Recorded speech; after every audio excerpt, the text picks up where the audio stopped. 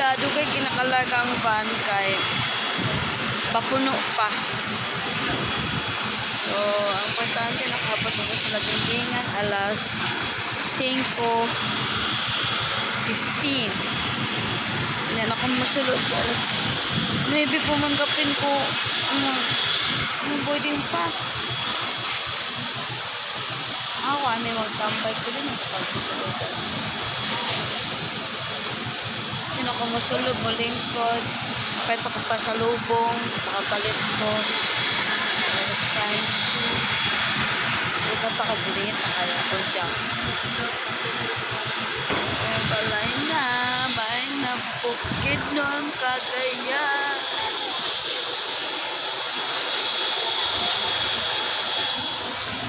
Kaya magsulod na ko guys.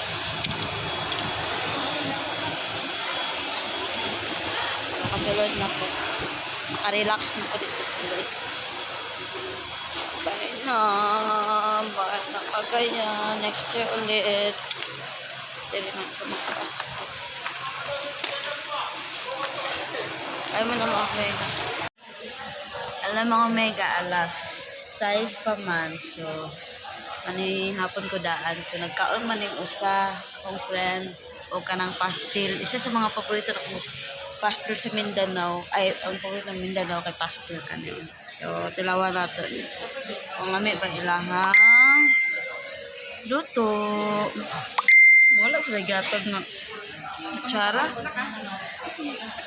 Paan ako mga Omega. Ay, alas 8, alas 9 pa akong flight. Then, kapay na ako pa sa lubong. Kapag ko daan. Ay, naligatag nga kutsara. Tilawan natin mga Omega ang ilang pastel. Laway mga kuaning usa ko. Kami yung taon niya. Wala man naglingkod diri sa diri na lang tamo kaon. Kaluoy sa bata. Tikman natin ang pastil sa Mindanao. Okay. Kad katubnog. Kaya na ni udtok ko is alas 12. So, gutom na. Kaon pa daan. Pabe. Tikman na to ang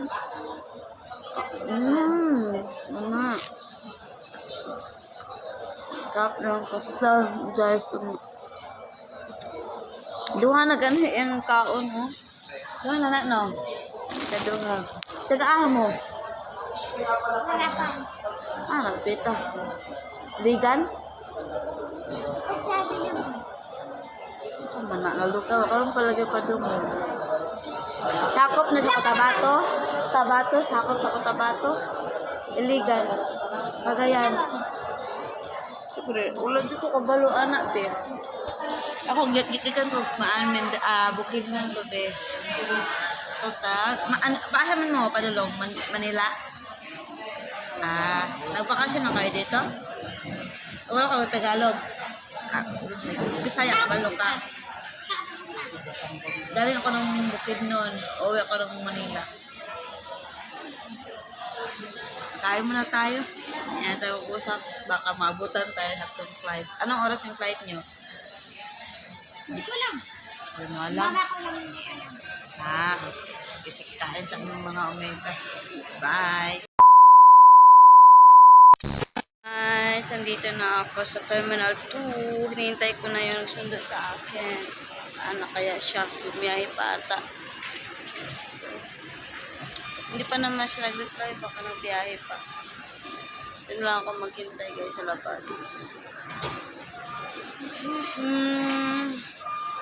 Welcome. Tapos na ang bakasyon mga Omega. Nakakamiss. Miss ang bakasyon sa Bukidnon. Miss ko tuloy sila ulit. Kulang yung bakasyon ko mga Omega. Pero anong talaga. Balik to work po tayo. Bye. Hindi ko muna sa dito. Takal pa ni Kinit. Nagbiyahe pa. kasi ko siya pumunta dito. Binigyan ko naman siya ng copy ko sa ticket. Na 10, dapat dito na siya magbiyahe siya 11. Para traffic tayo. Hintayin ko muna si Kenneth na Omega. Back to Manila. Back to Tagalog muna tayo. Pupunta pa ako sa uwi pa ako sa Bulacan now. Nag-alala yung auntie ko kung tiyagundina ko. Dahil baka daw wala akong masakyan. Dapat ang layo pang biyahe. Kami dito, nakasanay kami dito paggabi. Kasi marami namang tao, marami naman umuwi. Hindi katulad yung sa bukid. Pero wala na talagang tao, wala na. Matatakot na mga tao umuwi dahil gabi na. Pero dito, hindi dahil sa daming mga taong malabas, daming mga sasakyan. So, hindi ka dapat matakot. Vlog ko na ako ngayon mga Omega. Hi, kakamis. Kasi pa ko sa dog ko nila. So, wait, malapit na si Kenneth, nakikita. Nag-screenshot namin siya sa akin sa mapa.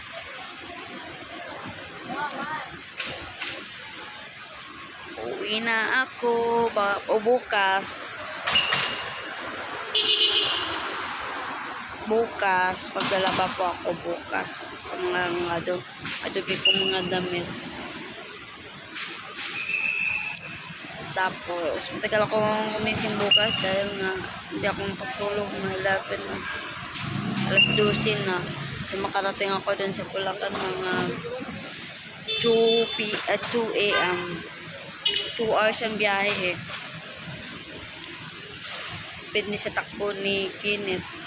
Abot ka talaga ng 2 p.m. Or,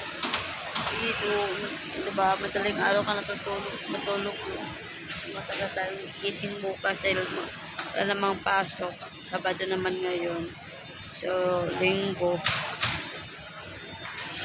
Bukas. So, isya ang sinakyan kong plane. Pag uwi ko, palp ang sinakyan ko. Mabuti tinanan ko yung ticket. But, akala ko, doon ako umupo sa may PAL.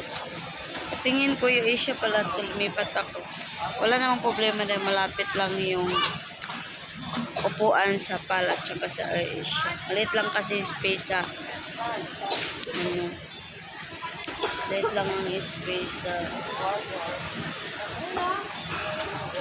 Tagindingan Airport. Hindi katulad dito sa Ninoy Airport. Ang laki. Super laki. By numbering. Ayun guys. Nasaan ka na ba, Kenneth? Mobile mo ng mga Omega. Makandito na siya.